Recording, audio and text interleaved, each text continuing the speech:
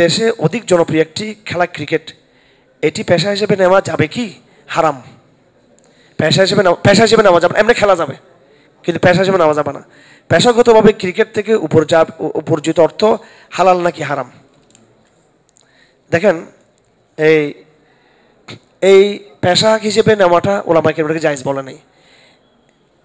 যেহেতু এই না জায়েজটা কিন্তু আবার একবারে হারামে কতই না।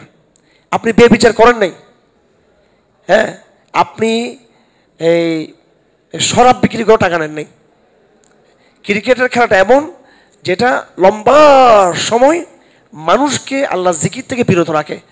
ক্রিকেট হারাম হওয়া আর শরাব, জেনা, শুকুরের মাংস হারাম হওয়া কিন্তু এক না। শুকুরের মাংসের টাকা এবং হারাম চাকরির টাকা, হ্যাঁ ঠিক আছে, যারা বিচারপতি হয়েছে, যারা এই সরকারি চাকরির মধ্যে যেগুলো শরিয়া বিরোধী চাকরি, এদের চাকরির টাকা ক্রিকেটের টাকার চেয়ে ওরা হারাম বেশি, এদের টাকাগুলো। তো এখানে এই হারামটা এরকম ওইরকম হারাম না।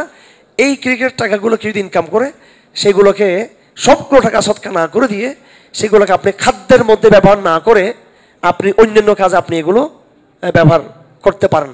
এটা আপাতত আমি আমার অবস্থান বললাম। তবে এই বিষয়টা নিয়ে আমি আরও বিজ্ঞ ওলামায়ে কেরাম যারা আছেন এখানে, ওনাদের সাথে বসতে হবে। এখানে যে ফতোয়া যেগুলো আসে, কিছু ফতোয়া যেগুলো আমরা অ্যাবসলিউটলি দিতে পারবো, আমরা দিয়ে ফেলি, যেগুলো প্রকাশ্য। এই বিষয়টা যেহেতু ক্রিকেট একটা আমাদের জাতীয় একটা সমস্যা, একটা জাতীয় কালচার পরিণত হয়েছে, এবং এখানে আমাদের অনেক দিনদার ভাইয়েরাও পাকিস্তানে, বাংলাদেশে, ভারতে এবং বিভিন্ন দেশে তারা যুক্ত হয়ে যাচ্ছে। এবং এই যে বিভিন্ন খেলার যে পিপিএল টিপিএল বিভিন্ন এই প্রোগ্রামগুলোতে আমাদের অনেক ব্যবসায়ীরাও কিন্তু যুক্ত আছে। তো এক্ষেত্রে এই খেলার ব্যাপারে শরীয়তের যে মূলনীতি, এটা মনে রাখতে হবে। একটা তো হচ্ছে একবার ডাইরেক্ট হারামে কতি, প্রকাশ্য হারাম, আর একটা হচ্ছে হারাম লিগাইরিহি, অর্থাৎ এটা অন্য কারণে হারাম। দেখেন, ফুটবল খেলা কিন্তু কিছুটা বৈধতা আছে, কারণ এটা অল্প সময় এটা কি হয়, শেষ হয় ফুটবল। কিন্তু ক্রিকেট একটা দীর্ঘ সময় নিয়ে খেলা হয়, এই জন্য ক্রিকেটের বিরুদ্ধে ওলামায়ে কেরামদের ফতোয়া একটু কড়া। আবার ক্রিকেট খেলা হোক, ফুটবল খেলা হোক, কোনো খেলাকে কিন্তু কী হিসেবে নেওয়া যাবে না, পেশা হিসেবে কী করা যাবে না, গ্রহণ করা এগুলো যাবে না।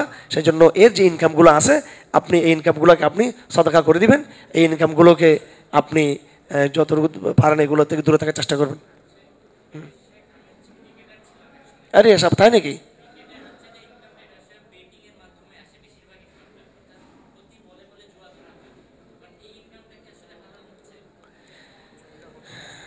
না, এটা তো দুইটা প্রশ্ন আসে গেল।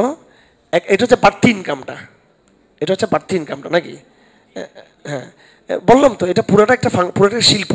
এখানে জুয়া আছে, এখানে সময় লস আছে, টাইমিং লস। সবচেয়ে বড় আপত্তিটা শরীয়তের ক্বাল সাল্লাল্লাহু আলাইহি ওয়াসাল্লাম মিন হুসনি ইসলামিল মারই তারকুহু মা লা ইয়ানিহি। এটা মৌলিক একটা হাদিসের মধ্যে একটা হাদিস, যে মুসলমানদের করণীয় হলো সমস্ত প্রয়োজনীয় কাজগুলোকে কী করা, পরিহার করা, যেগুলো কোনো উদ্দেশ্য নেই। এবং আল্লাহ পাক কোরআন কারীমে বলেছেন, ওমান আ'রাদা আন যিকরি ফাইন্না লাহু মাঈশাতান দানকা ওয়া নাহশুরু ইয়াওমাল কিয়ামাতি আ'মা।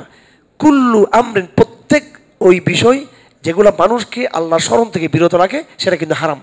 মোবাইলে গেম খেলা, এটাও কিন্তু হারাম, যখন আপনি এটাতে নিবিড় বা মগ্ন হয়ে যাবেন। সাময়িক বিনোদন আপনি করতে পারবেন, সাময়িক, এটা জায়েজ আছে। তো এটা পুরো শিল্পটা, এই যে আপনি বলছেন না যে প্রতিটা বলে বলে কি আছে, ব্যাটিং একটা কি আছে, জুয়া আছে। জুয়ারটা তো এটা আলাদা, এটা বাড়তি হারাম এটা, হ্যাঁ। আর আমি যেটা বলছি সেটা হলো, জুয়া না থাকুক, কিচ্ছু নাই, কিন্তু একেবারে আর নামাজ কেমন পড়ে না, মাঠে গিয়ে শেষ দাও দেয়, যখন নাকি ছক্কা মারে তখন একটা শেষ দাও মারে খুশির ঠেলায়। কিন্তু এই পুরো শিল্পটা কিন্তু আল্লাহ জিকির পরিপন্থী। কিন্তু এই জন্য ওলামায়ে কেরাম এটাকে মাকরুহ তাহরিমে বলেছেন, এটাকে হারামে কথাই বলেন নাই, কি বলছেন এটাকে, মাকরুহ তাহরিমে বলছেন এটাকে। আমার উস্তাদ, উনি মারা গেছেন, শেখ মাহমুদ আশরাফ ওসমানী, ওনার লিখিত বই আছে ইসলামে খেলাধুলার বিধান, এটা আপনারা বাজারে নিয়ে নেবেন। ওনার নাম হচ্ছে মাহমুদ আশরাফ ওসমানী, উনি আমার টিচার ছিলেন আর কি, আমার ইন্টার্নি যার কাছে করতাম। বইটা অনুবাদ হয়ে আছে, ওখানে বিস্তারিত একটু আপনারা দেখে নেবেন।